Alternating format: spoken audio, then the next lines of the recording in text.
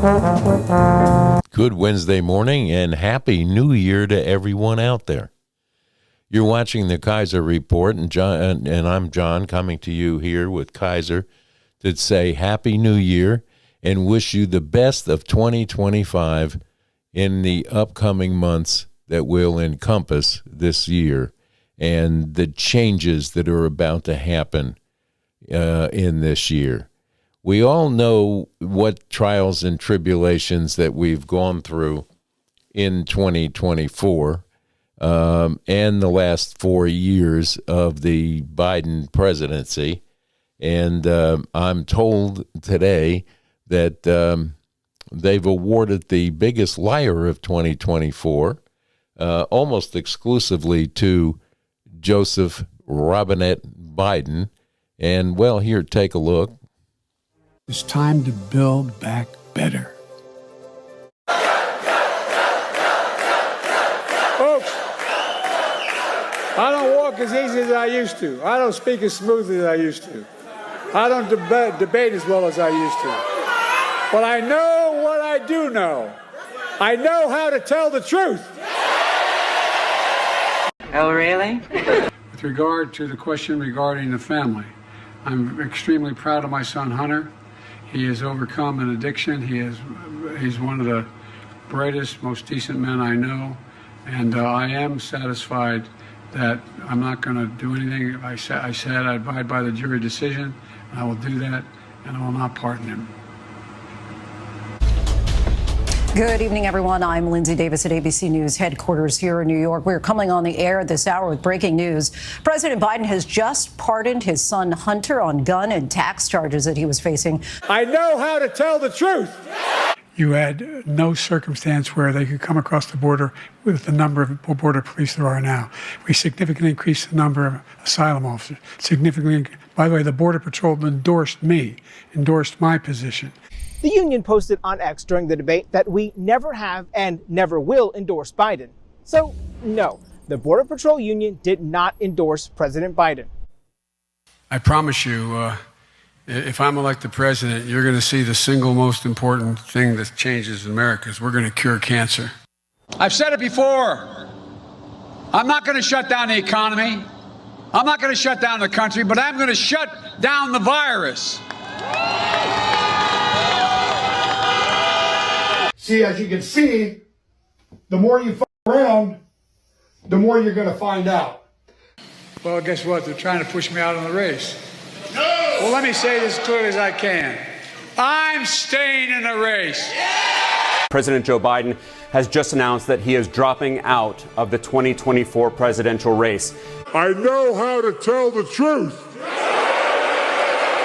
Well, look, two things. One, I've taken 3 significant and intense neurological exams by a neurologist. In each case, as recently as February. And they say I'm in good shape, okay? It's been revealed by some of the biggest Biden administration insiders. We're talking about his aides, his donors. They've spilled the tea to the Wall Street Journal, saying that, in fact, Biden's lack of mental acuity, they've been covering it up since day one. Pretty interesting, isn't it? It's hard to believe, and you can't make these things up. It has to be experienced as we did throughout 2024 and the 3 years prior to this presidency being in charge. But that said, let's look at some of the situation that was created there at the border throughout his administration and the lackluster ability for Harris and Mayorkas to even control or think about controlling the border as we see it. Just New Year's Eve, yesterday, we had one that came across Eagle Pass, Texas, and migrated into the New Orleans area, got hold of a pickup truck and a gun, and proceeded to kill 10 people, injure 30, and shoot a couple of police officers in celebration of his New Year's in his new country that he should not have been allowed to enter in the first place. But this is what we have had happen with 20-some million people coming through our border unchecked, unvetted, unvaccinated, and God knows what terror groups were able to put together cells throughout this country, unbeknownst to anyone in these sanctuary cities that were provided to them as a gathering place and a sorting place for bad behavior. We cannot tolerate any longer this happening to our country, to our citizens, and the breaking of laws that have not been administered to the people of guilt, but been administered wrongly to people that were in a political arena trying to run for an office, and the political warfare, lawfare that was put against them has now ceased to exist because is a change coming, new sheriff in town, and so on. The weather is going to be cold in the coming week here in East Tennessee. The jet stream has dropped into the south, bringing with it a lot of cold air, a lot of wind, and in some cases snow. If you look at the western New York and western Pennsylvania areas that are now being blanketed in snow during the lake effect snows that are taking place there in the extreme cold, my heart goes out to those people that have to deal with that. But it is winter time, and we do expect to have snows here before too long within the next coming week. They're calling for some on Friday, tomorrow, the day after tomorrow, here in the East Tennessee section. And Southwest Virginia will probably get a pretty good blanketing as well, from what the weather looks like in the radars that I have looked at this morning.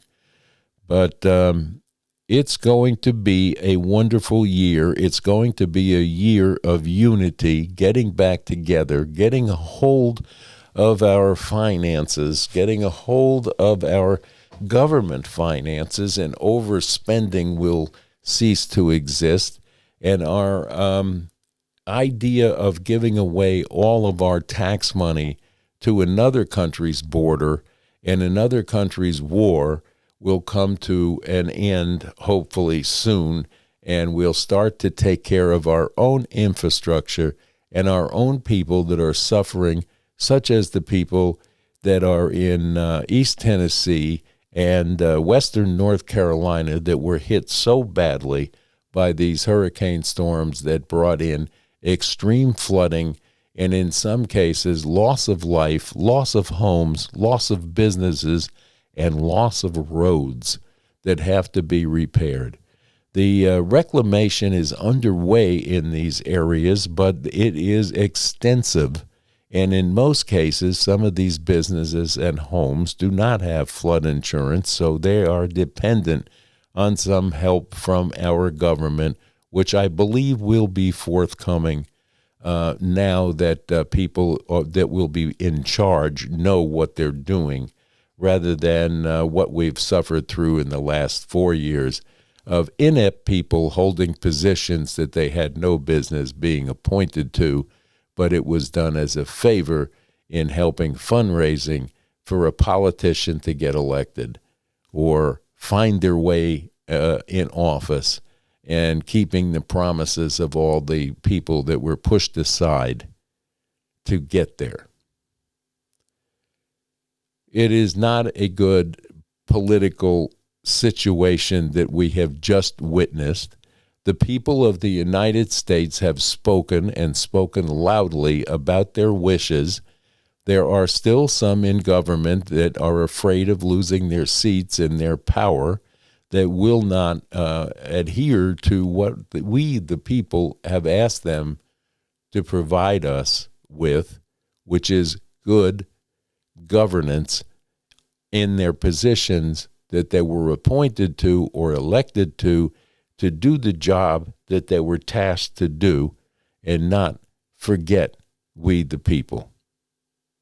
But yet, with some of these politicians, there are a lot more concerns of people in the Ukraine and other places around the world with special interests that we are just pouring tax dollars into and running up the national debt to a point where it is over any amount imaginable to people such as you and I right now.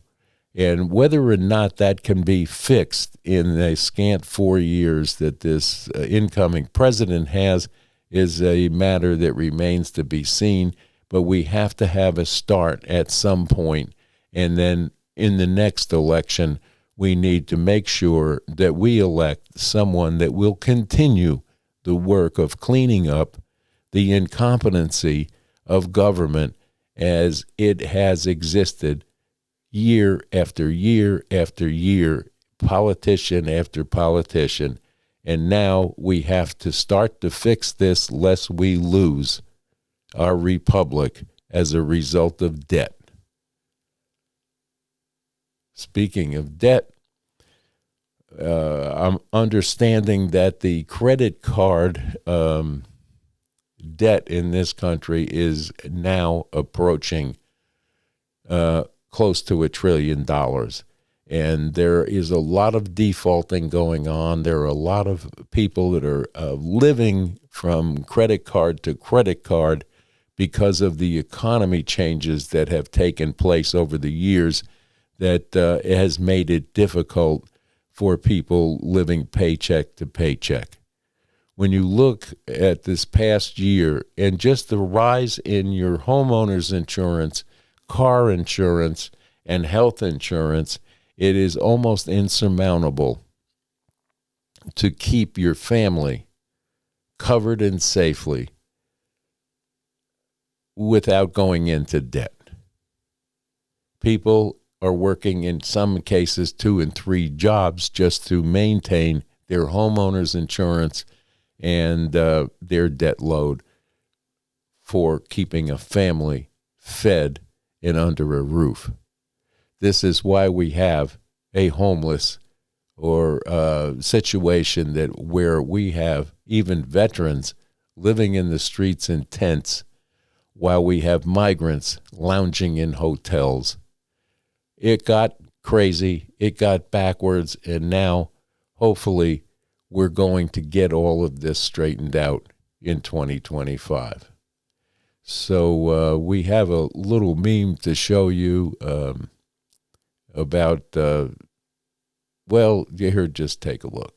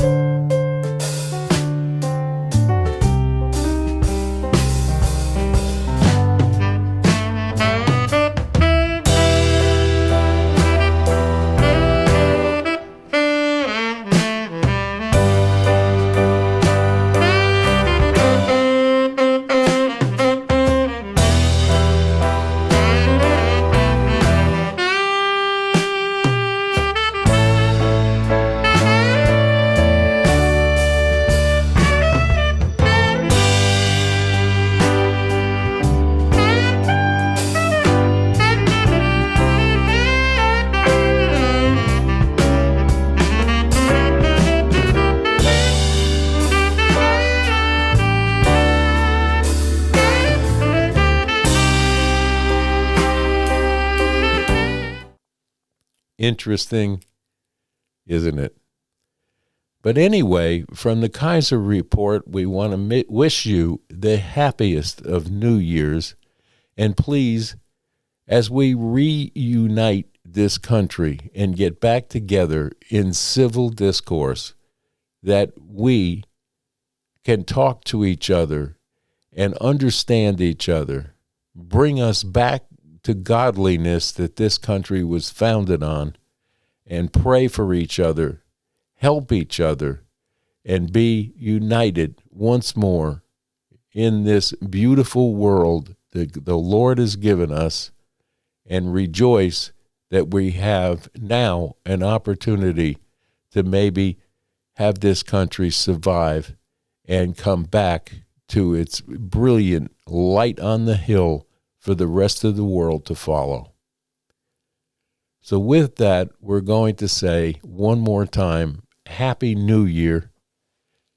Stay safe, stay strong, and stay tuned to the Kaiser Report all through 2025 for your commentary, news bits, and visits around the Appalachian region that may bring you a smile to your face and an urge to go visit these people that are providing you great service and wonderful scenery throughout this beautiful country. And bye-bye now.